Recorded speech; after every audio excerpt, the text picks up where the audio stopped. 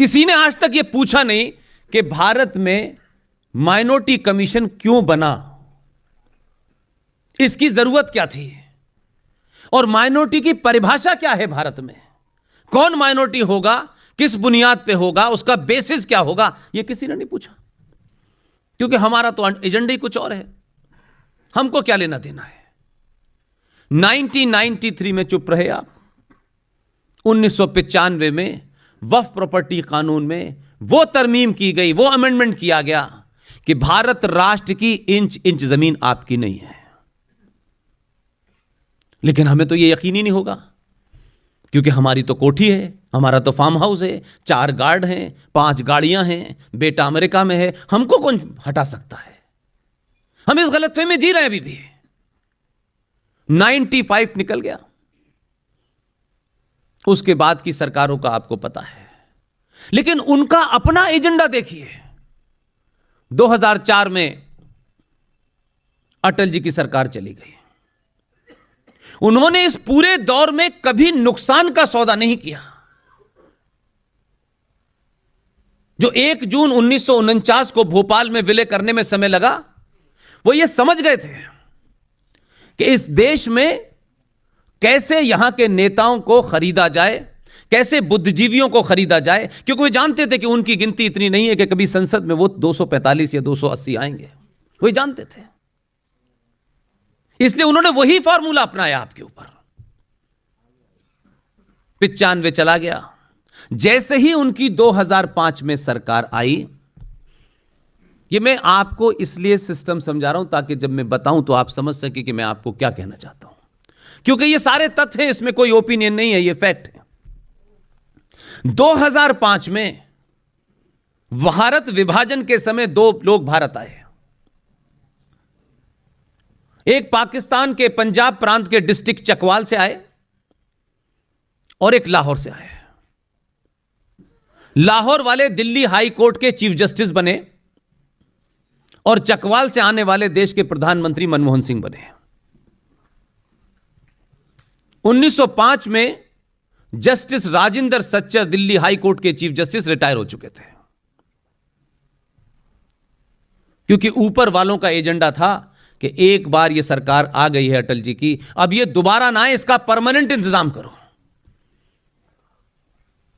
तो ना कैबिनेट का फैसला, ना पार्लियामेंट का फैसला, यकायक यहां यह कहा गया कि भारत में मुसलमानों की आर्थिक स्थिति बहुत खराब है, बहुत दयनीय स्थिति है इनकी, इनके पास बिजनेस करने के भी पैसे नहीं है।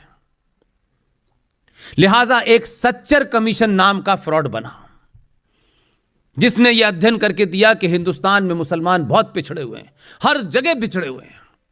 पता नहीं कौन सा पैमाना था, किस इंची टेप से उन्होंने नापा कि मुसलमान पिछड़े हुए हैं। और 2006 में सच्चर कमीशन की रिपोर्ट दे भी गई, न राष्ट्रपति के साइन हुए, न कैबिनेट का फैसला, न पार्लियामेंट में उसे अप्रूवल हुआ, लेकिन सच्चर कमीशन की रिपोर्ट के तहत 5,500 करोड़ का आज की डेट में बजट है, जो शुद्ध रूप से मुसलमानों को दिया जा रहा है। क्यों उनको टैक्स फ्री लोन देना, सॉरी ब्याज फ्री लोन्स देना है, धड़ल्ले से दे रहे हैं, हम तब भी चुपचाप बैठे रहे, हम बोलते ही नहीं, और हमको लगता है कि सब काम सरकार करेगी। सरकारें भी 2014 के बाद से मुझे एहसास होता है कि अगर आपके लिए कोई काम सरकार कर भी दे तो आप फिर भी सड़कों पे निकल के उसका धन्यवाद नहीं करना चाहते। आप चाहते हैं ठीक है फेसबुक पे कर दिया, बड़ा एहसान कर दिया, क्या आपके अंदर इतनी कुंठा, इतनी इन्फिनिटी कॉम्प्लेक्स है कि आप अपने ही आदमी की तारीफ नहीं करना चाहते, क्योंकि कभी कोई सरनेम से चिंतित होने लगता है, कभी उसके इलाके से कोई चिंतित होने लगता है, कभी कोई उसकी वेशभूषा से चिंतित होने लगता है। आप चाहते क्या हैं? 900 साल के बाद भी आप इस स्थिति में आए हैं कि आप आज भी अपने मन की बात 900 साल के बाद कह पा रहे हैं। आपको हर एक का अनुमोदन क्यों चाहिए?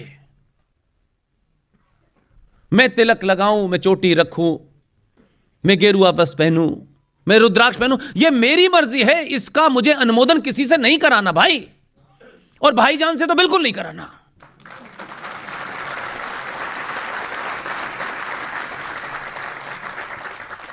हम भाईजान के लिए जान देते देते अब हमारी जान नहीं बच रही।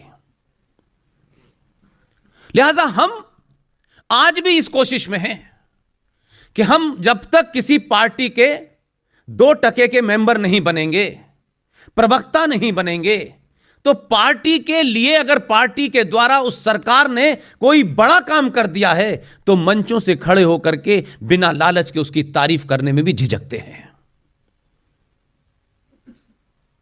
इसलिए कोई भी आदमी जो सत्ता के शीर्ष पे बैठेगा, क्योंकि वहां की कॉम्प्लेक्स सिचुएशन को हम नहीं जानते, हम 5 से 6 लोगों का परिवार दिन से ढंग से चला नहीं पाते, लेकिन देश के प्रधानमंत्री को सुबह उठने से लेके रात के सोने तक 20-25 एडवाइस जरूर दे देते हैं। यह काम अभी क्यों नहीं किया? यह पहले करना चाहिए था। इसमें क्या जा रहा था कुछ पता नहीं हमें, और उसी से जनमानस तैयार करते हैं। इसलिए आज का सबसे बड़ा संकट यह है कि वो भी यह जानता है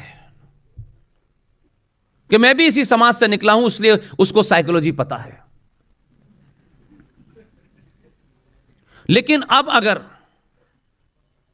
ये जो ऐतिहासिक क्षण है, ये जो चंद साल हैं आपके सामने, इन सालों में मैं पब्लिकली कहता हूं, न हम 47 में थे, न 1950 में थे, न अंबेडकर को देखा, न पटेल को देखा, न नेहरू को देखा, और गांधी को देखना नहीं चाहते थे हम। लेकिन इस सब के बावजूद भी आज भी आपको और मुझे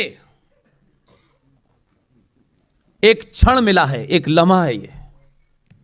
ये बहुत दिन तक नहीं रहने वाला।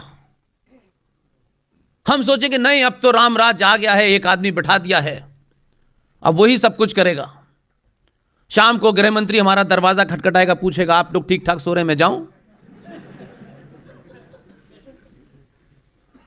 ये लम्हा हर दिन कम हो रहा है, ये क्षण बहुत कम है। इसलिए इस गफलत में मत रहिए कि अब तो बस हम ही हम हैं।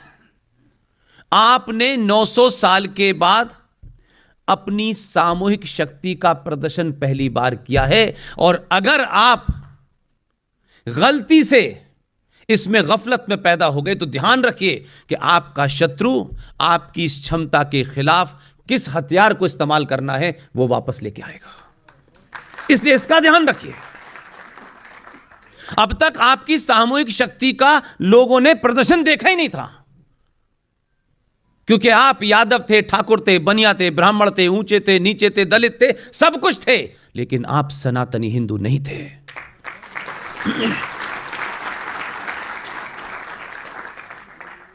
यह दुनिया ताज्जुब करती है,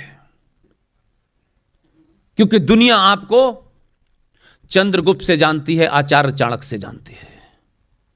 दुनिया आपको 1947 के गुजराती आदमी से नहीं जानती। वो तो उन्हीं के द्वारा रखाए गए थे, वो तो उन्हीं के एजेंडे पे काम कर रहे थे। इसलिए अपनी भूमिका अपनी सामर्थ्य और योग्यता के हिसाब से तय करें। जो जहां बैठा है, जहां भी बैठा है, वो एक्सटेंशन की चिंता न करे अब, बल्कि मुझे लगता है कि बीच में ही छोड़ दे तो ज्यादा अच्छा है।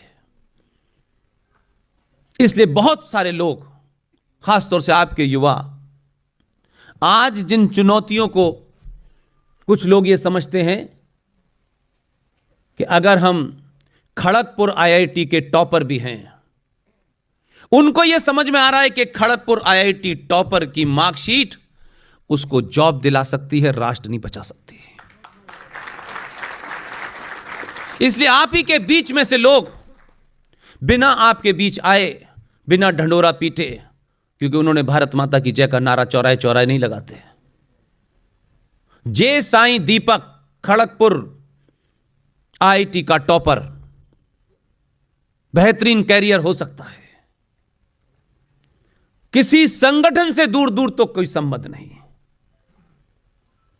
वो किसी नौकरी की लाइन में लग ही नहीं सकता था, जहां खड़ा होता वहां से नौकरी शुरू हो जाती है। उसने अपना कैरियर छोड़ दिया और दिल्ली के अंदर सुप्रीम कोर्ट में ये जो हमारे साधु संत हैं, करोड़ों की गिनती में हैं, इनके मठ हैं, सब कुछ हैं। अगर एक दिन का यही फैसला ले लेते, 14 के बाद ही ले लेते कि पूरे देश में जितने करोड़ों की तादाद में संत हैं, वो कोई किस मत का है, किस पंथ का है, एक दिन छोड़ देते और कहते कि हम दिल्ली के अंदर 5 करोड़ की तादाद में बैठेंगे, हम सन्यासी हैं, हमें भूख भी कम लगती है, तो सरकार आपके सामने नतमस्तक हो जाती है।